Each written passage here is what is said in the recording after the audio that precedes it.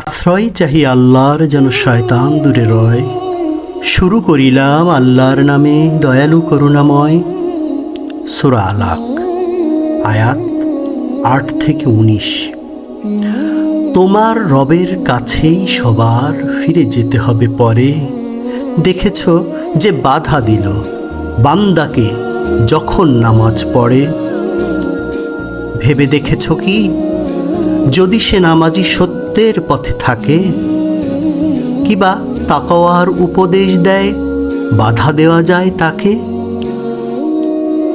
সে যদি মিথ্যারোপ করে আর মুখ ফিরাইয়া লয়, সে কি জানে না যে আল্লাহ সব দেখছেন সুনিশ্চয়?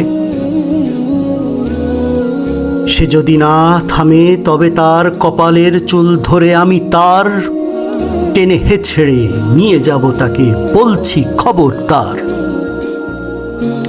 মিথ্যাচারীর কপালের চুল পাপী ও গুনাহগার। সে ডাকুক তার সহচরদের, দেখি তারা আসে কে কে। আমিও আনিব জাহান্নামের ফেরেশতাদের ডেকে। সাবধান তার অনুসারী হয়ে যেও না আবার পাছে। আমারই সামনে সেজদায় পড়ো, এসো হে আমার কাছে। সাদাকাল্লাহুল আলিয়্যুল আযীম।